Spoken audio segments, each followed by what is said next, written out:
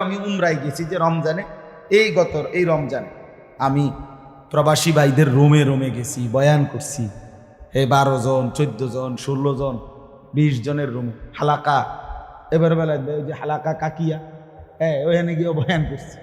এবার এই আমগো প্রবাসী বাংলাদেশি ভাই, আর এই অনেক কষ্ট করে, 12 ঘন্টা 14 ঘন্টা ডিউটি করে।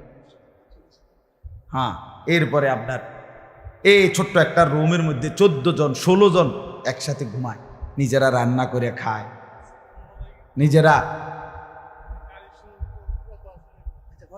ঠিক আছে, কথা হবে ইনশাআল্লাহ। হ্যাঁ, এই জন্য এরা অনেক কষ্ট করে।